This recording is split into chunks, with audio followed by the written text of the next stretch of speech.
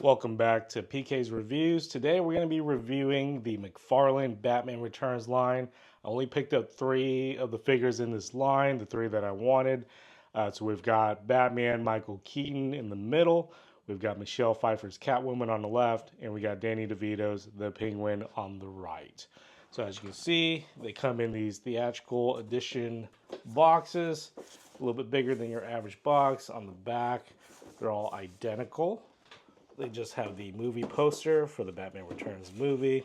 But let me just say, I'm really excited that they came out with these figures because, I mean, the Batman Returns movie, although amazing, did not get a lot of love in the toy lines over the years. So this is like probably the first set of figures that are in this scale that we received for Batman Returns. So although we got a lot of Michael Keaton figures in general, this one right here with the Batman Returns armor, I've been hoping and praying that they make this figure for a long time, so I'm happy it's finally here. So let's take a look. The first thing I'll say is I'm a little disappointed with how high the prices have gone. I mean, for $35, as you see, the sticker's still on here. I mean, you're talking a $15 increase from just a while back when they were all $20 for these McFarlane 7-inch figures.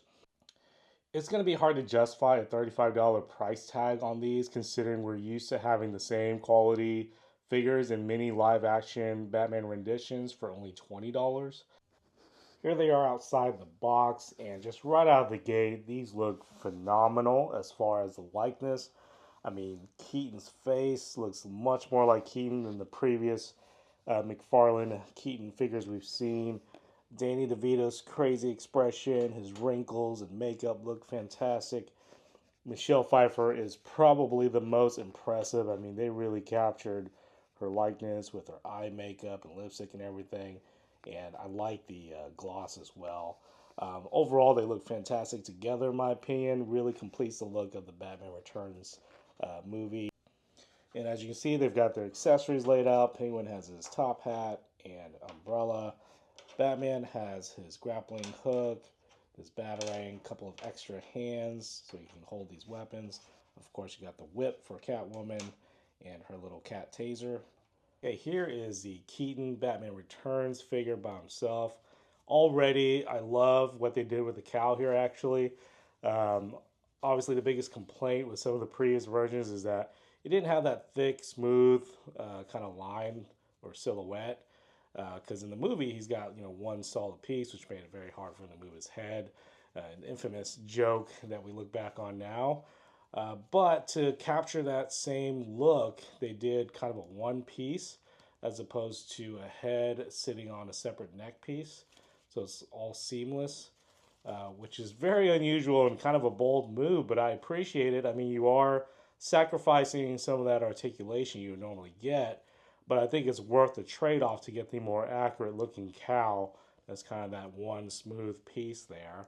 Let's see, can you pop this off? Yeah, okay, so you can pop it off like this. Again, very unusual design here. Usually you see this kind of design on kind of the lower end toys, but for this, I think it's a good exception to the rule because again, the need to get that accuracy, I think, outweighs the need for articulation for this particular figure. But to each their own. With Batman Returns, you have this iconic ab armor, chest armor look, as opposed to the organic muscle look.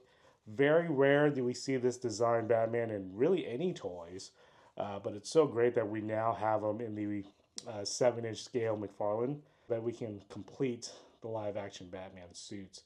There's a few missing still, but this feels more complete because at least it represents the Batman Returns movie. So the articulation other than the neck, which is obviously, again, a sacrifice to get the more accurate look. Let's see, the ab crunch. He goes pretty far back, actually. It's pretty good. Going down, not so much, about that much, which is fine. I think you kind of need that to keep the integrity of this ab design from looking too separated. The arm joint like that, shoulder joint, pretty standard fare here. Yep, and then you've got the forearms. double elbow. Yep, double elbow, get full bend there. And of course, the wrist. And let's see. You can. It's always a little tight with the McFarlane's to turn the waist area, but you can do a full rotation there. Legs, good split. Front side, not bad. Back side, not bad because you got the kind of soft rubber material around the brief area. Double jointed knee, good. You've got the ankle, and you also even have the toe. So articulation, pretty par for the course. No complaints there. I know a lot of you will have complaints about the neck situation, but again, I think it's worth the trade-off. So articulation works for me. They've also decided to go with the wired posable cape, which is always a smart decision in my opinion. I don't know why they ever bother to do the hard plastic. It's always so much more fun. You can bend the cape just like that, or any way you want it, depending on your pose. The fabric feels a little cheap, but it's got a decent gloss to it, which I like. No huge complaints. Could be a smoother, silkier material, but it's not bad. Let's talk about these accessories for a minute. Okay, so the grappling gun actually looks pretty nice. It's got this kind of gunmetal finish, which I don't think it's screen accurate. I think it's typically just a black, maybe a little damage, but it actually looks pretty nice considering most of the other accessories on the other Batmans are just plain black. And I do like that it's got the gold grappling with the dark gunmetal for the gun. And a similar color here for the Batarang. Nice gunmetal. I think it adds a nice pop. While it isn't necessarily screen accurate, it does look pretty nice in that color. The extra hand so you can actually handle and hold the accessories, so that's good. So here he is in kind of a stoic, neutral pose. Looking pretty solid. He typically does pose like this in the movies because, again, he's kind of stiff with the cowl. So this is a very typical and iconic pose. Here he is in kind of a classic Keaton fighting style. I would say his fighting style is kind of like a traditional karate, very efficient fighting style here. Here he is posing with his grappling gun and Batarang. Here is the Batman 89 McFarlane compared to the Batman Returns McFarlane. And I gotta say, this is a very strange experience for me because I've always liked the 89 costume design and the movie better than the Batman Returns design. By virtue of that, I would expect this to be my favorite figure, but seeing them side by side, I gotta give it to the Batman Returns. Again, the likeness of Keaton's face, his lips, the lines on the side of his face here, and just kind of the general expression, the intensity of his eyes, and the way the eyeshadow works. The cowl, especially because it's got that seamless design, whereas this clearly has kind of a head disconnected to a skinnier neck. It just looks better to me. Something profound and so clean about this Batman Returns Michael Keaton that I even like it better than the 89. Of course, there's not actually that much reuse, but there's some.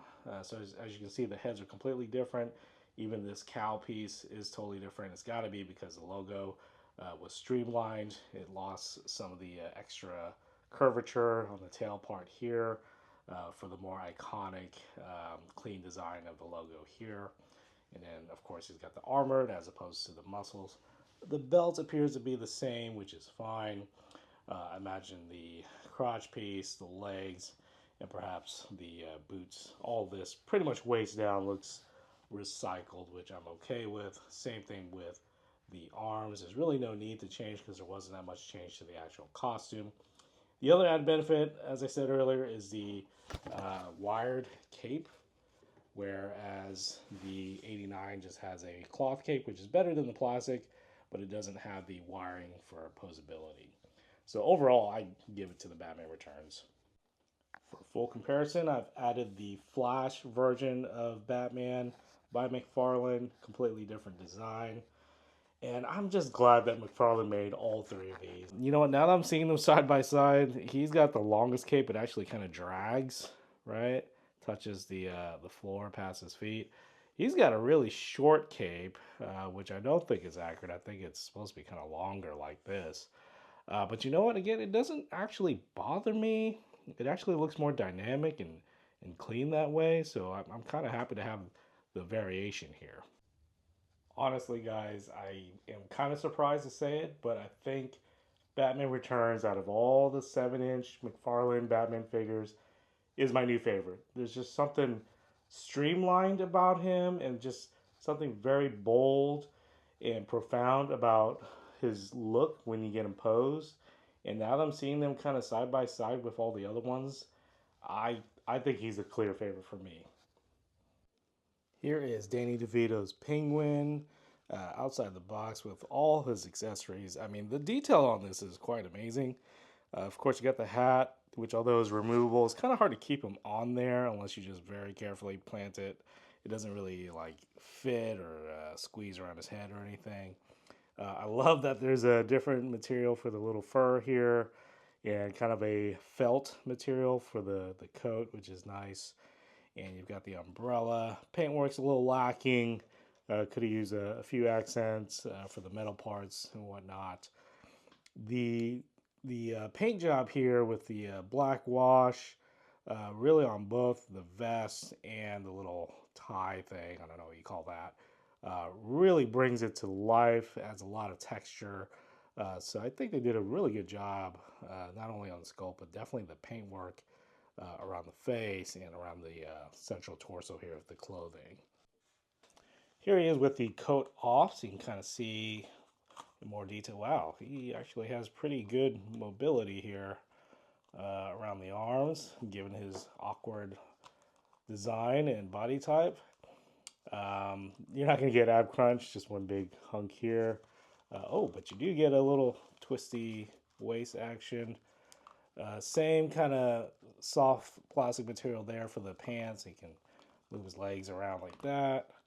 Uh, Looks like a single joint for the knees, which again, for a penguin character, that's all you really need. You get a little toe bend action here, like that. And this is his backside here. Nice hair, really good work on the paint job with the hair here. Really brings out the texture. See his bald head.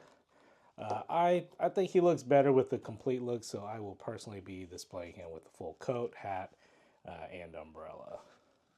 Here he is on the rotating display. This is a figure that doesn't need a whole lot of dynamic posing. Here he is next to the multiverse penguin in the 6-inch scale.